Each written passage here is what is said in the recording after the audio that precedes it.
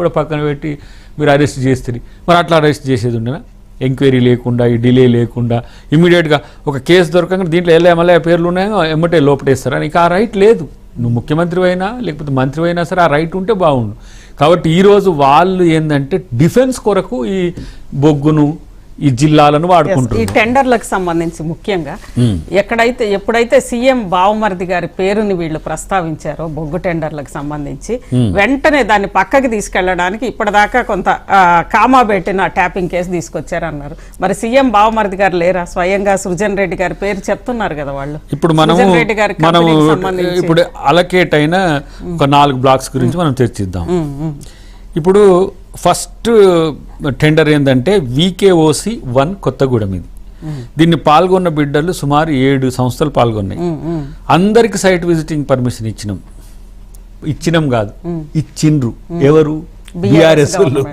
తర్వాత ఇక్కడ దీనికి పూర్తిగా పొందింది ఏంటంటే సోదా కన్స్ట్రక్షన్ ప్రైవేట్ లిమిటెడ్ ఇది పొందింది. ఇది ఎవరిది అని అంటే దీప్తి రెడ్డి గారు, మాజీ TRS ఎమ్మెల్యే ఉపేందర్ రెడ్డి గారి కూతురు, సుజన్ రెడ్డి గారి భార్య, రేవంత్ రెడ్డి గారు బావమరిది. ఇది ఇక్కడ ఇది 2023 నవంబర్.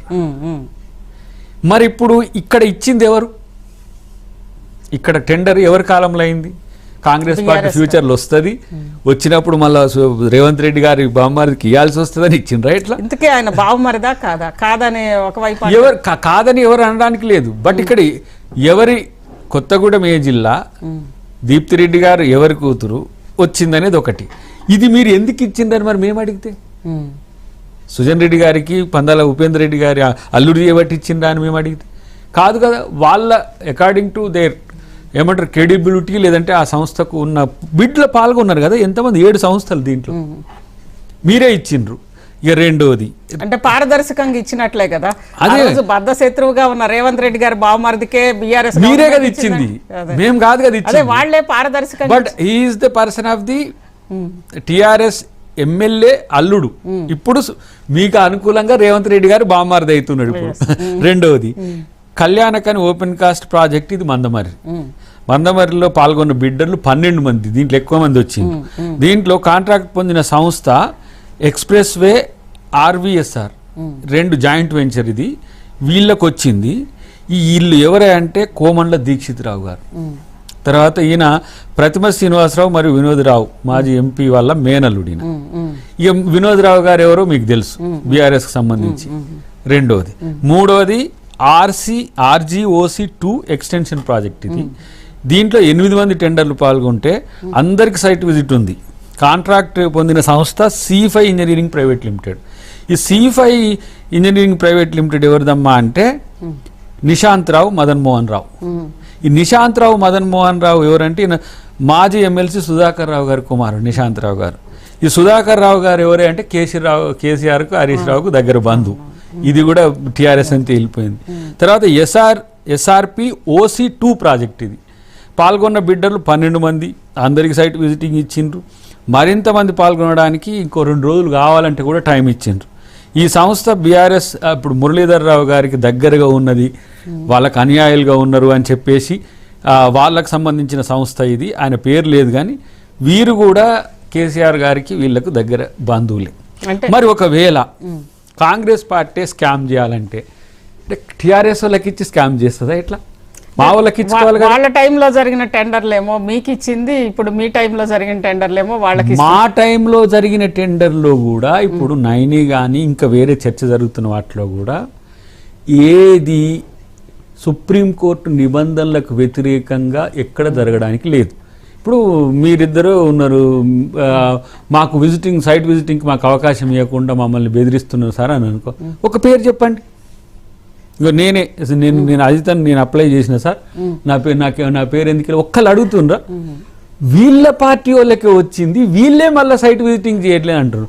సైట్ విజిటింగ్ అనేది హైకోర్టు, అది సుప్రీంకోర్టుతో పాటు కేంద్ర ప్రభుత్వం ఏం చేసిందంటే బ్లాక్ అలొకేషన్స్లో ఎక్కడికక్కడికి ప్రాంతీయంగా కొన్ని బొగ్గు సంస్థలు ఉంటాయి. మనకు సింగరేణి అనేది నిజాం పెట్టినది, కానీ స్టేక్ మనకు 51% ఉన్నా 49% మనకు సెంట్రల్ గవర్నమెంట్ స్టేక్ ఉంటుంది. యజమాన్యపు హక్కులు తెలంగాణ ప్రభుత్వంకున్న భాగస్వామి కేంద్ర ప్రభుత్వ సంస్థ ఉంటుంది, కోల్ ఇండియా లిమిటెడ్ ఉంటుంది. కోల్ ఇండియాకు జరగకుండా ఏ అలొకేషన్స్ కూడా జరగవు. మరి అలాంటప్పుడు వీళ్ళు సుప్రీంకోర్టు గైడ్ లైన్స్ కాదని తెలంగాణ ప్రభుత్వం చేస్తే కేంద్ర ప్రభుత్వం ఎట్లా ఖాళీగా ఉంటుంది? మనోడు హరీష్ రావు కేంద్ర ప్రభుత్వంగా మనకి మైనింగ్ మంత్రి మన కిషన్ రెడ్డి గారు ఇండిపెండెంట్ ఛార్జ్ కాబట్టి ఆయన చేసిండు. బట్టి గారికో లేఖ రాస్తే మీరు గిట్లెందుకు అవకతవకలు చేసిండ్రు అంటే మిమ్మల్ని పిలిచి మాట్లాడుతుండే కదా. సో ఆయన మీద బట్ట కాల్చి మీద వేసింది అవసరం ఎందుకు అంటే క్యాబినెట్లో కొంత రక్కస్ క్రియేట్ చేయడానికి ఒక కాన్స్పైరసీ చేసిండ్రు వీళ్ళకు. అంటే ఒక వీక్ డేస్ నుంచే తెలుస్తుంది కదా సిట్ నోటీసులు వస్తే. ఇప్పుడు మనకి ఎలక్షన్స్ లేవు, ఇప్పుడే మళ్ళీ పోలీసు వాళ్ళు పని చేసుకోవాలి పాపం. మళ్ళీ మున్సిపల్ ఎలక్షన్స్ వస్తే వాళ్ళు 25 days మళ్ళీ ఆగాల్సిందే. ఆ మీన్ టైంలో వీళ్ళ యొక్క విచారణ చేపిద్దామని చెప్పేసి వచ్చేసరికి ఈయన బొగ్గు పెట్టుకుంటూ ఆయన జిల్లాలు పెట్టుకుంటూ పోతాడు. సిరిసిల్ల పోతాడు, సిరిసిల్ల తీసేస్తారట. ఆయన సిద్దిపేట హరీష్ రావు సిద్దిపేట తీసేస్తారట. ఆడిపోతాడు గద్వాల తీసేస్తారట, ఈడిపోతాడు సూర్యాపేట తీసేస్తారట. అరే మీకు అసలు జిల్లాలు తీసేస్తామని చెప్పింది అంటే ఒక లేని అంశాన్ని తెర మీదకి తెచ్చి నీకున్న ప్రాపగండా టీవీలో ప్రాపగండా మీన్స్ టీవీలు అంటే టీవీలు అనొద్దు, ప్రాపగండా యూట్యూబ్లో ఇన్ఫ్లుయెన్సర్ సంథింగ్ దాంతో క్రియేట్ చేసి దానికి సమాధానం చెప్పు. దానికి సమాధానం చెప్పట్టి ఎట్లా చెప్తాను నీకు? నేనంటే ఒక ఫ్యాక్ట్ ఫైండింగ్ కమిటీ అని అడుగు, లేదు ఒక ఆల్ పార్టీ డెలిగేషన్ అడుగు. ఇది వ్యాలిడ్ ఇష్యూనే కదా. ఇది కాదు బట్టి గారు ఇట్లా చేసిండ్రు. మళ్ళీ అటు తర్వాత అటు కోమటిరెడ్డి గారిని ఒకటి లేని అంశాలన్నీ తెర మీదకి తెచ్చి క్యారెక్టర్ అసాసినేషన్ అని ఇప్పుడు వీళ్ళు అంటుండ్రు. క్యారెక్టర్ అసాసినేషన్ కని పోయి కోమటిరెడ్డి గారి క్యారెక్టర్ అసాసినేషన్ వెనక మీ క్యాబినెట్ కి సంబంధించే మీ ప్రభుత్వమే ఉందనేది కదా. అది ఎవడు క్రియేట్ చేస్తుండు? పగోన్ని పంచాంగం చెప్పమంటే మధ్యాహ్నం చచ్చిపోతారు అంటారు. అది మాట్లాడుతున్నది ఎవడు? ఇప్పుడు మాట్లాడాల్సింది వెంకటరెడ్డి గారు నా మీద కుట్ర జరుగుతుందని చెప్పి ఆయన చెప్పు. నీవు ఎక్స్పార్టీ ఉన్నావు, నువ్వు ఆయన మీద ప్రేమ ఉన్నట్టు మాట్లాడితే ఇది ఎవరు నమ్ముతారు? ఇప్పుడు ఇది కూడా అంతే. మీ పార్టీ వాళ్ళకు టెండర్లు వస్తే కూడా మీకు ఓర్వలేని తినం ఉన్న పరిస్థితి మీకు ఉన్నది. ఇంత సైకిక్గా కాలకేయులుగా మారితే మిమ్మల్ని ఇంకెవడు బాగా చేస్తాడు? పోనీ ఇప్పటికి మిమ్మల్ని ఎవిడెన్స్గా పిలిచిండ్రా, లేదంటే మీరు రెస్పాండెంట్ అని పిలిచిండ్రా? Do you know? అసలు నీకు తెలుసా అది ఎందుకు పిలిచిండ్రో? ఈ ఎక్స్ను నువ్వు ఎందుకు చందా ఆడినావు అని పిలిస్తే నువ్వు సాక్షికి వచ్చినవో బాధ్యునికి వచ్చినవో తెలియకుండా మొత్తం ఈయన మీద చేసుకోండి, అరెస్ట్ చేసుకోండి, జైల్లో పెట్టుకోరి అంటే వీళ్ళకి ఉబలాట పెట్టుందంటే ఇప్పుడు జైలు కూడా తినాలా అన్నట్టుగా కనపడుతుంది తప్పితే పారదర్శకత అనేది ముఖ్యము. ప్రభుత్వం అంటే ఇష్టానుసారంగా వివరించడం కాదు. కేసీఆర్ గారు మాదిరిగానే రేవంత్ రెడ్డి గారు ఉండడానికి అవకాశం లేదు, ఉండడు. అట్లా ఉండే తీరుకుంటే ఇన్ని రోజులకి ఈ పరిస్థితులే ఉండవు. కానీ బయటకు వచ్చేసి తప్పులు చేసేటప్పుడు మీరే దబాయించుడు, మీరే తప్పు చేస్తాం కానీ మమ్మల్ని ప్రశ్నించొద్దు. ప్రశ్నించడం పక్కన పెట్టు, తప్పు చెయ్యకముందే తీసుకుపోయి జైల్లో పడేసింది ఏంది చరిత్ర? మరణసాగర్ అయితేంది, లేకపోతే కొండపూచమ్మ అయితేంది, ఇక్కడ ఎవరైతే భూ నిర్వాసితులు ఉన్నారో వాళ్ళ మీద కేసులు పెట్టి జైల్లో పెట్టి వాళ్ళ ఇంటి నెంబర్లకు క్రైమ్ నెంబర్లు వేసిండ్రు. వీళ్ళు క్రిమినల్స్ అన్నట్టుగా. భూమి ఇవ్వడమే కాకుండా వాళ్ళు క్రిమినల్స్ అయిండ్రు. కాబట్టి మీలాగా మేమేం చేస్తలేంగా. మీరు చేసిన దాంట్లో అవకతవకల్లో మీరు ఎంత మేరకు బాధ్యతలో చెప్పమనంటే కూడా మాకేదో అన్యాయం జరిగింది, ఏదో కుట్ర జరిగింది. ఇలాంటి కుట్రలు ఎవ్వరు మీలాంటి వాళ్ళు తప్పితే ఇంకొకటి చేయరు. తెలంగాణ ప్రజలు మా లక్ష్యం, మీరు కూడా కాదు. మా ముఖ్యమంత్రి గారు నాకు తెలిసిన ప్రకారం చెప్తున్నా.